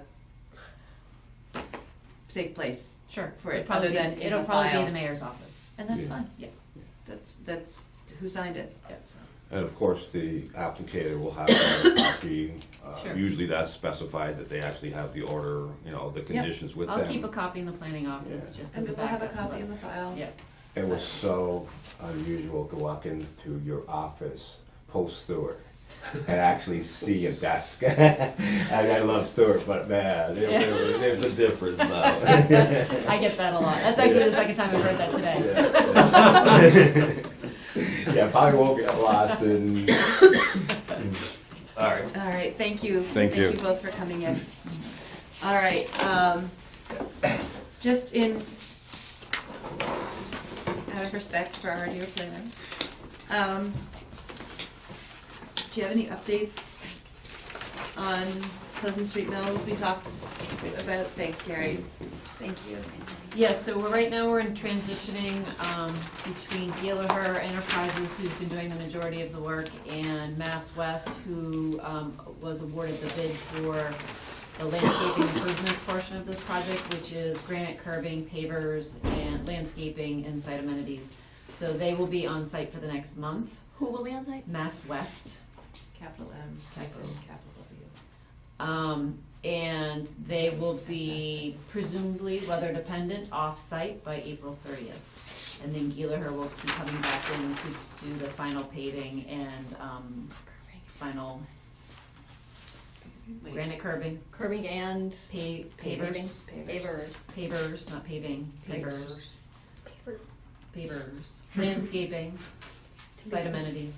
Completed by April 30th. 30th, They'll be off-site, weather dependent by April 30th. and then Gallagher comes back. And then Gallagher comes back. So right now, I sent a message to Rob Levesque, who is our design engineering consultant this morning, as well as my contacts at Gallagher and Mass West, to figure out who's gonna be doing the SWIP Right. monitoring over the next month, since there is kind of a handoff here for a And- month, and then it'll go back to Gallagher. So it has been Gallagher who's been submitting everything up until now. I also, Sorry. no, I was gonna say, I also reminded him that he's probably has a couple weeks of catch-up that he needs to submit to me for April 1st. I think he's got 2 weeks that he needs to And submit. I think that's right, and tomorrow's storm might trigger. Right. the- Which he's the very, rainfall. Jeff has always been really good about. Mhm. So it's a question of whether Mass West will be just picking that up and getting Rob to get him the right paperwork. So, Okay. so I'm in the process of figuring that out. Thank you.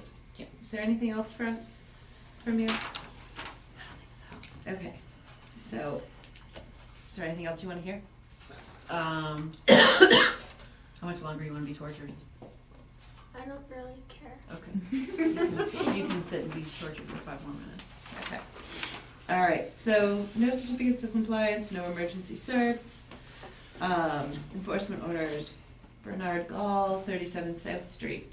Mr. Gall told us that he moved the pile, and I drove by today, and it looks like he moved the pile to the tree line. I did not go on his property to Mhm. look at it closer, but it does look like he moved the piles are near these trees. And that's outside the 200-foot riverfront. Great. Okay, and then, Wait a minute, he moved it to a riverfront? outside. Outside.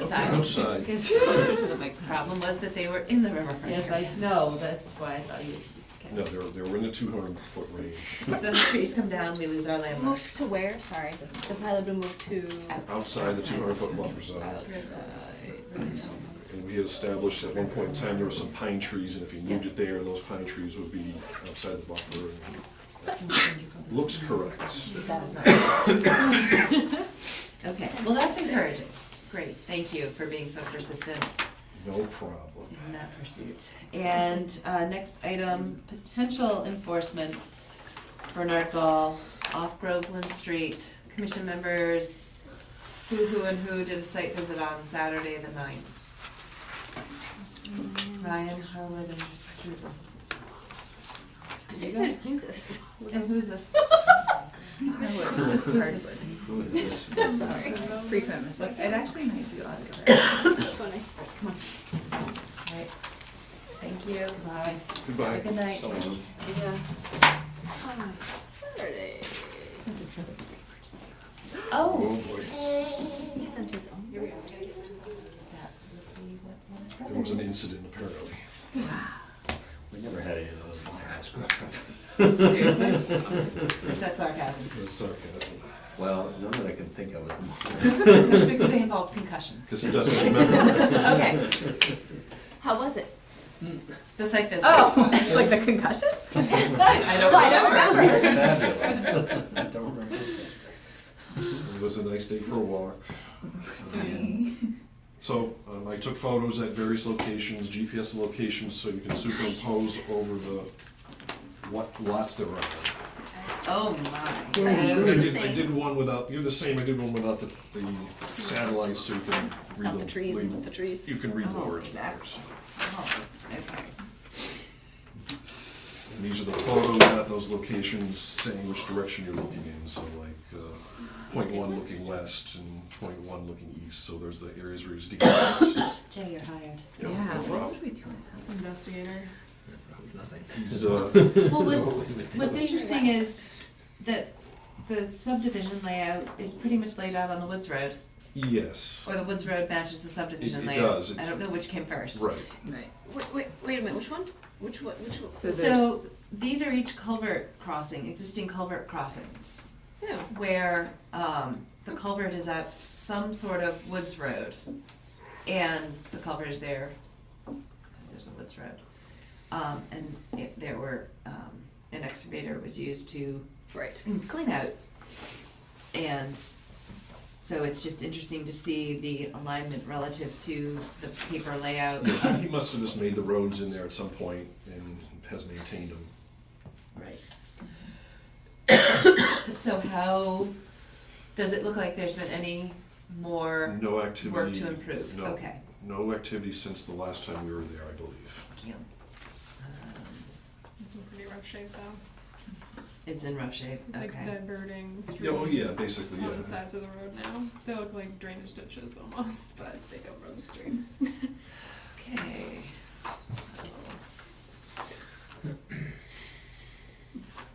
Alright. Oh jeez, oh jeez. I'm missing three more. There is no 3 north. There's no 3 north. Yeah, there Okay. wasn't, if there was no direction to, Oh, okay. I just didn't take the picture for that.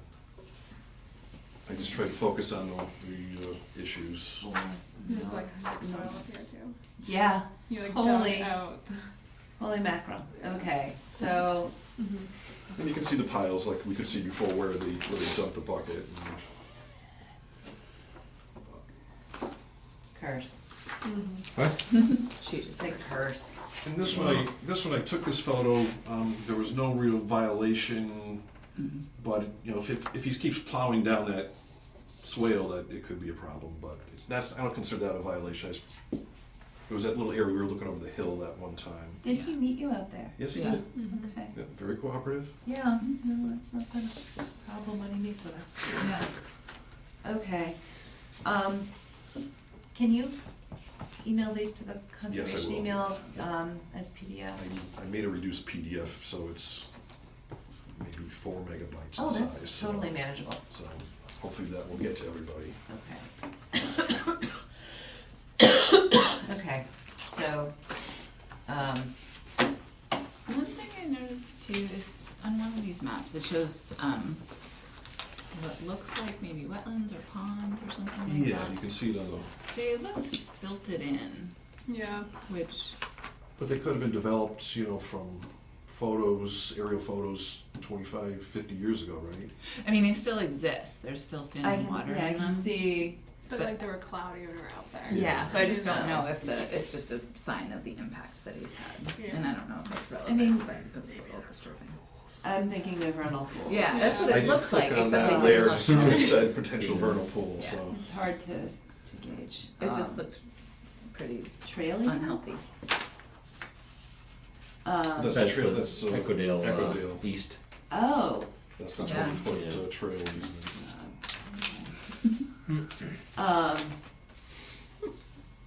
all right, Seemed so, like on the opposite side of the town, but. Yeah, well, and then his other property that we visited. to the north, it's right here, right? Yeah, Yeah. and his plan is to clear cut and turn it into a hayfield. or Well, I something. don't know if he's gonna turn that one into a hayfield. The one he's already clear cut, he's gonna just make that into hayfields. Where? And then sell the hay. The one he says he already has a He tree has a cutting thing. forest cutting plan, but he doesn't have he can't convert the type of agriculture without getting a permit. Because that was not disclosed. Okay, well, it's, right. it's What is pretty it clear zoned cut. as? I don't know, it's a right to, I believe he's stamped in, isn't he stamped in a right to farm community? Yeah, I think so. So Or I at think least it it's doesn't in matter what the your zoning Agricultural is. Commission. Yeah. Like, that area was Yes. destroyed. Yeah. So, okay. That's the area that we saw where they were working last time, but they pretty much just bulldozed it and. That was right next to one of the rental poles too. Mm-hmm. So that's probably why it's so big. Or potential rental poles. So I got the impression that he wasn't gonna do that in this area. He was going to take the big trees out and then take the hardwoods out and let it kind of grow back. That was That's what he said he was gonna do in that area though, right? Right, but he's gonna submit a plan for this area, a forest cutting plan, so. But he submitted a plan for that area. Right. Wait, so was that the area that we went to Yes. visit at?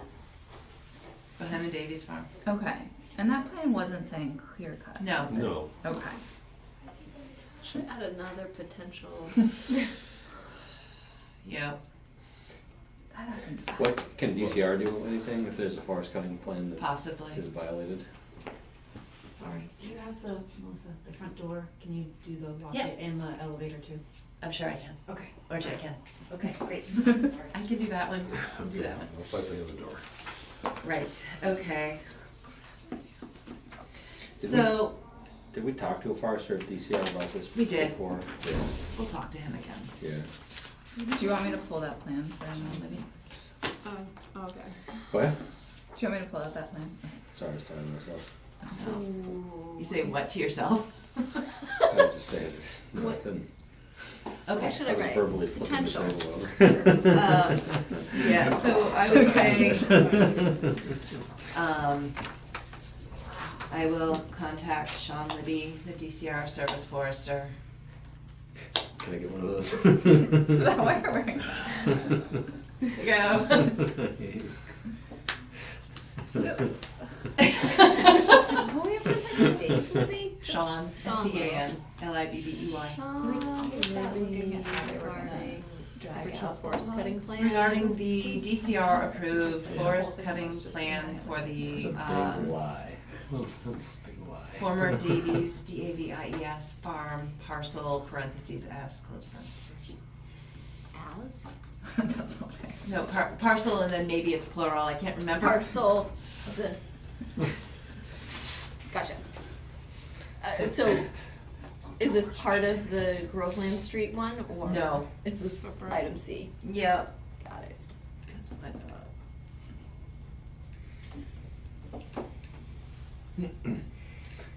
Telling you, we should get Bernie for president stickers and put him on every piece of equipment he owns. I will not be party to, I think he's more like Trump at this point. okay, He'll put the Focus. irony of Bernie. focus, let's stay focused. So, I will contact Sean Libby, I will also just contact DEP. The scale and potential direction that this is taking is way more than I have time to invest. Yeah. Agreed.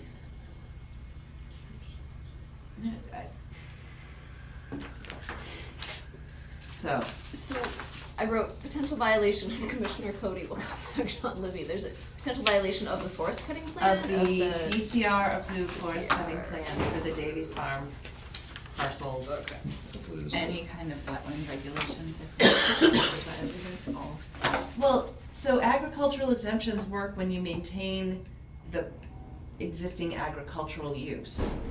So if you have, I don't even know, if you have a timber lot that you manage for forestry purposes, and you decide, hey, I want a hayfield, you've totally changed the agricultural use of that land in a way that requires that the new agricultural use be permitted as a new activity. And the streams and wetlands that were all in there. I bet you $5. No.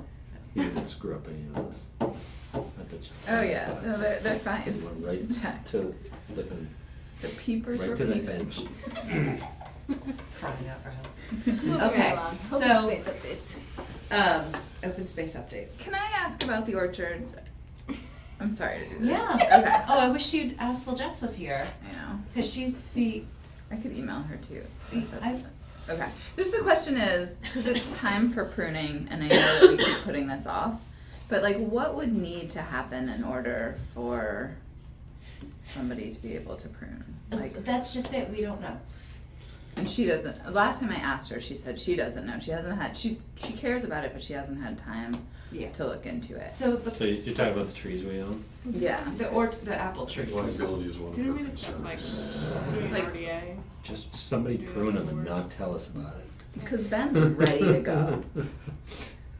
The, the problem is if there's value to it, it's a value thing and public bid, and it doesn't matter that it's open space. But if he's doing it for free, Yeah. there's no bid. But it or adds something. value to the city. I don't know. Yeah, well, I That's- mean, But, I mean, who's gonna be taking the apples? So the questions are liability, what if he gets hurt? What happens to the apples? And are there wetlands there? And does Melissa consider it alternation and prune the friggin' branch off some tree? Most of the trees are in buffer zone. But is that an issue for pruning? It's like an agricultural orchard use? maintenance, But it's not an active orchard. It's been fallow for more than 5 years. way more than 5 way years. more. Yeah, So here, I don't know.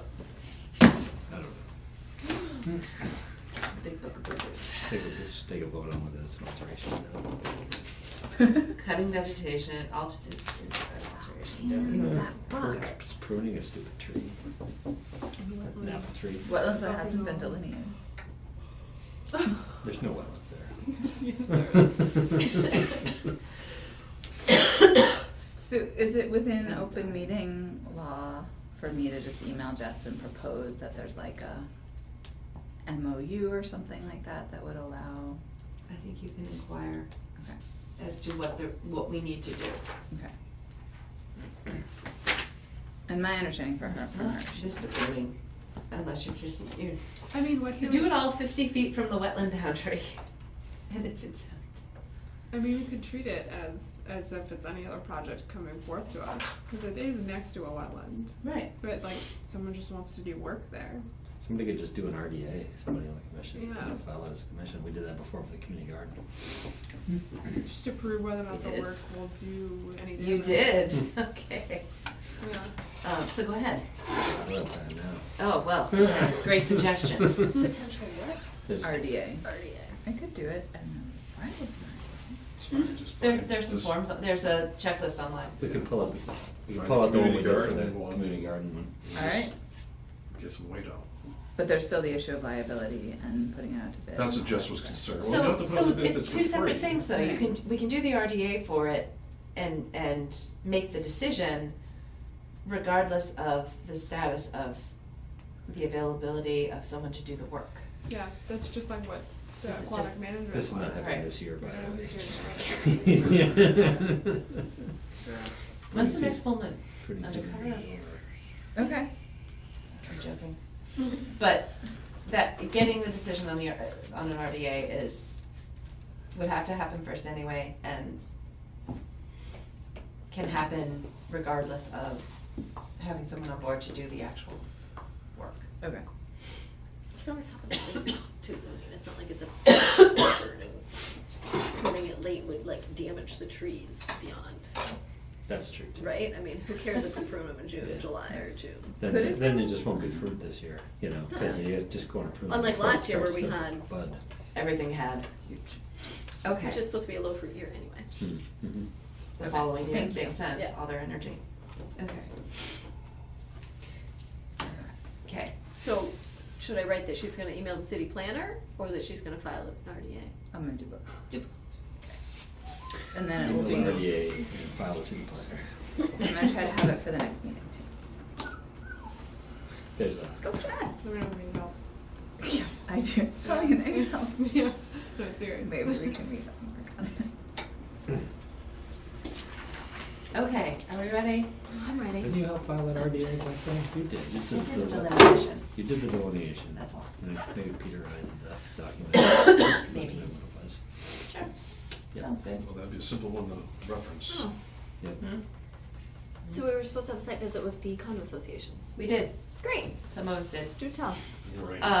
It was not raining that badly. It was No, very it was- windy though. It was very windy. It was like 50 degrees and we had frostbite and hypothermia in 5 minutes. What day Because was you it? don't know how to wear a coat. It was Thursday?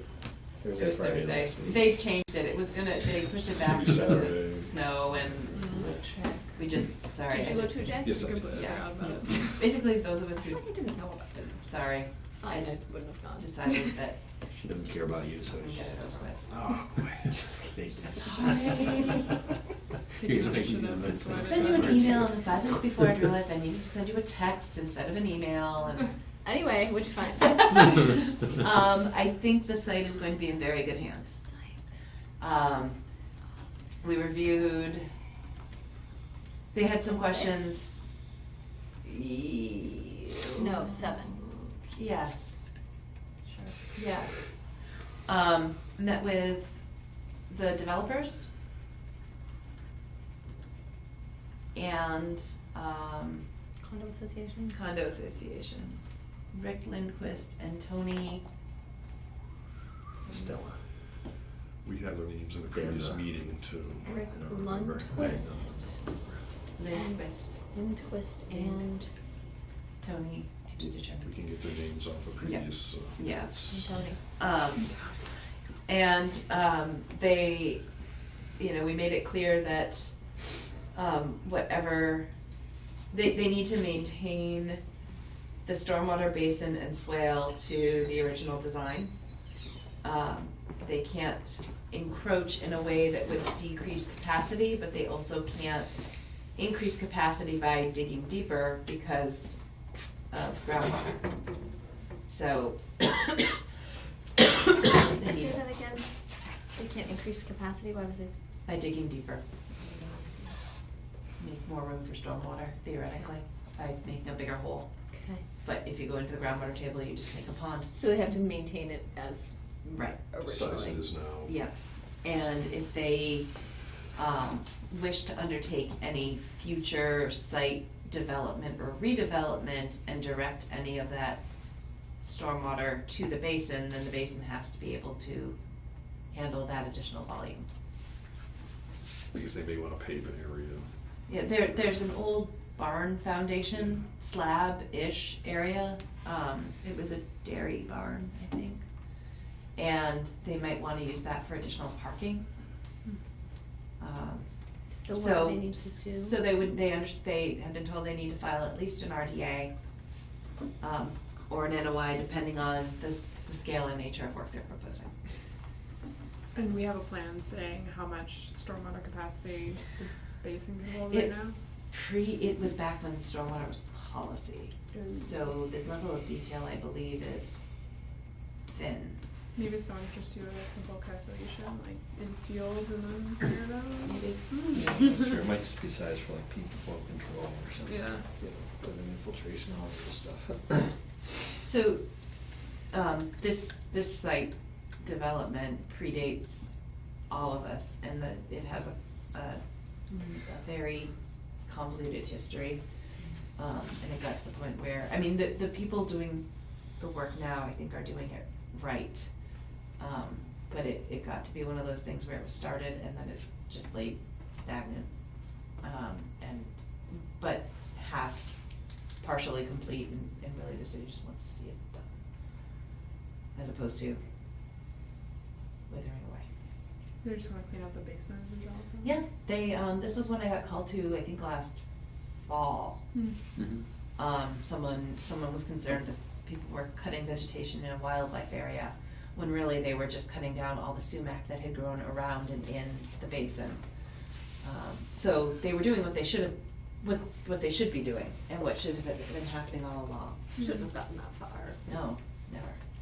So, Was it built before 1983? no. Oh. Never mind. No. This was 2000s. Okay. Good. No, it has, and, you know, it has not converted to a wetland, Got it. thankfully.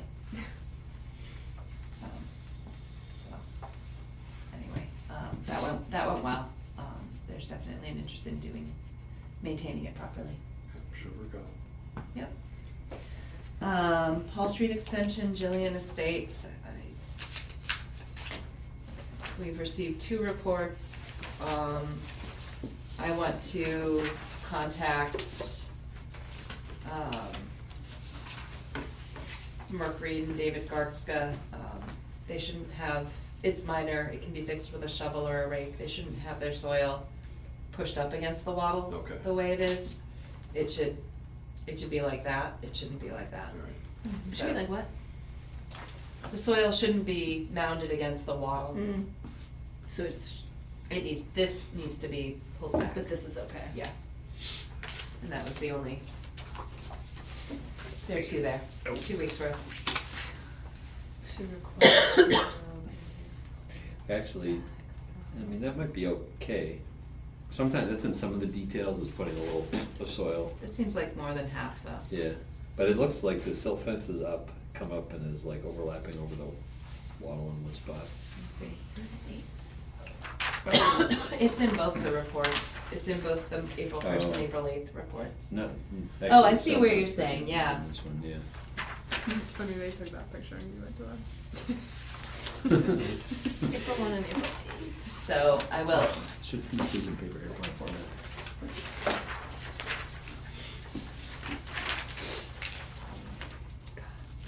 So email about that.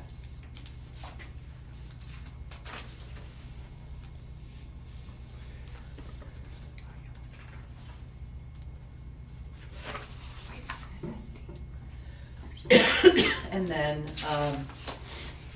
we received, we received an April 8th report about, sorry, you're still busy. April 8th report about, Mutter Field.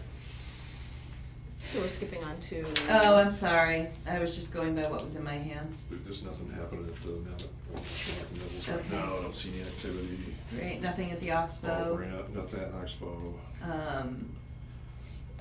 The note was, can you remind notice areas of erosion that will. Yeah, there's, nothing's been done about it, but Okay.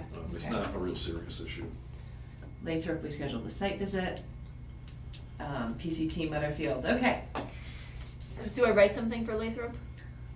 I would say make a note that they Site requested visit. an amended order of conditions and we scheduled the site visit to view the additional treatment area. Or management area, excuse me. Oh my god. I missed the whole thing at the beginning. To review additional treatment / management area. Oh, the panhandle. And they didn't do Okay. Notify notice. the Thank butters. you. Thank you. They did put the ad in. Oh, they did? I did see that. Okay. So PCT submitted on April 8th. Started working on the parking lot, that's all. So. Yeah, and again, in the pictures I noted, one area where, the silt fence appears to be, it needs to be propped back up. Right. So it's like the Staples gave, or it ripped off the Staples. Yes. They've got wattles on both sides. That's where is that where the tree came down? No, it was a different location. So I'm just gonna ask that, that be repaired.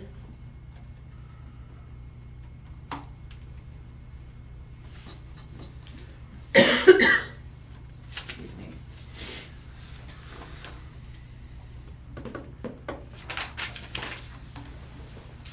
Williston? I haven't gotten any updates. No.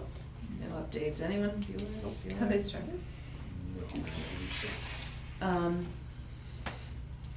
The meeting minutes, the previous meeting minutes, the March 28th meeting minutes talking about this on the 25th, the draft wetlands ordinance, so we'll talk about that the 25th. Okay. Meeting minutes approval, March 28th, 2016. Anyone? Bueller? I would move to approve them. Because they are awesome. So, I'll second the motion. all those in favor? Aye. So Aye. moved. So you can put those in the binder. And then,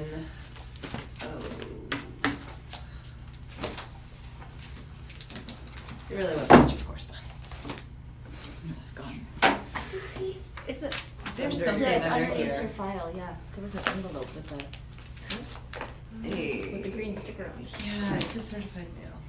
There we go. It was Doucette's report, and apparently it was an attempt to notify an abutter to the pond, and it was unclaimed. 3 attempts, unclaimed. And a butter to the pond. Mm-hmm. So do I make note of this? Heather A. LaPen, L-A-P-E-N-N. Do I make note of this? Yeah, sure.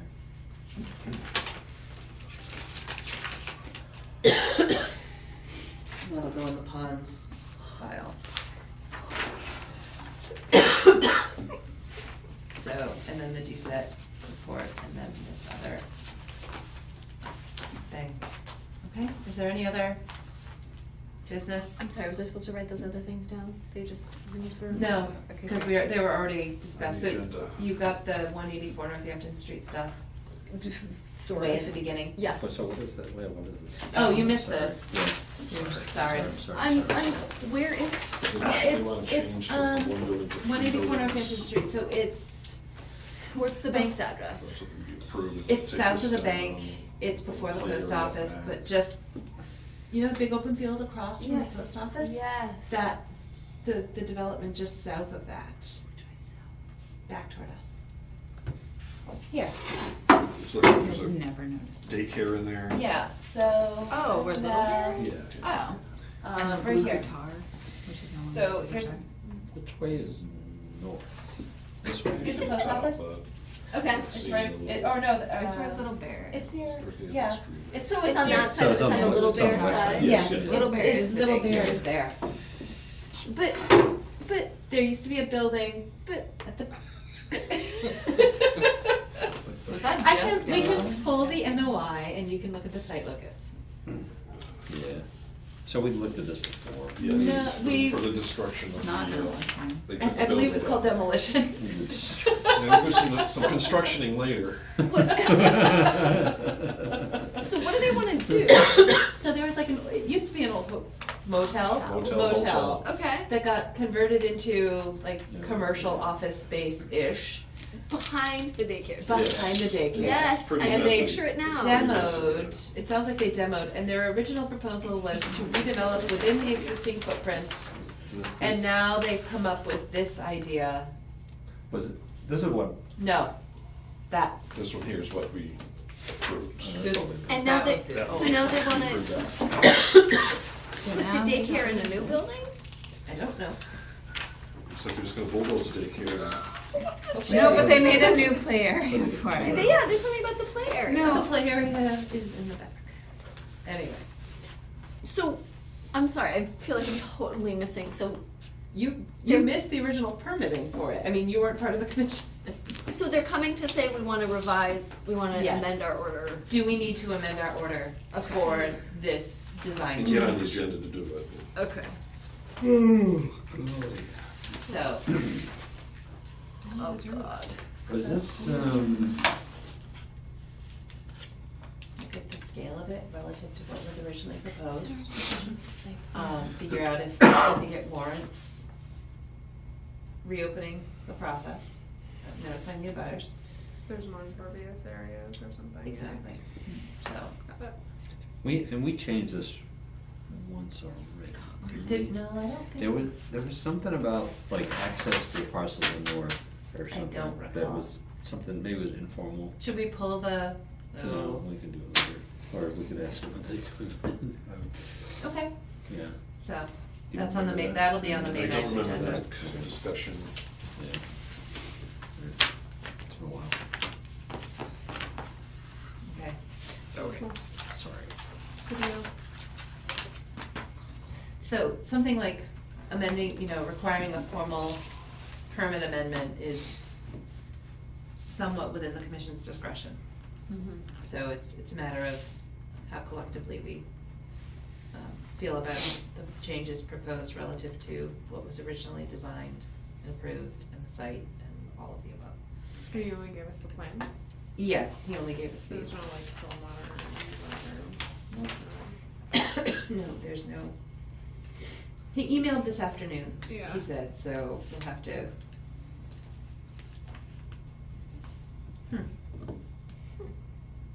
Parking increased. Yeah, and those But additional he always buildings. does that. So, okay, so, I'll forward this to everyone tomorrow. Do you want the other copy of that? No? You can keep it. I like having all these pretty maps. Can I borrow a copy of the whole, Doucette and Associates report? Oh, you can more than. Can I keep it forever and ever? Oh my gosh, yes. Or you can check your email. It's easier to. Is that a special? I know. It's so special, you I'm can really print glad as many they copies as you wish. Me too. All right, anything else? Motion to adjourn. Second. All those in favor? Aye. So moved. Wait, I gotta write that down. Hey, how was that fall? Should probably do the camera. Oh, I thought it was fabulous. Oh, Yeah, please do.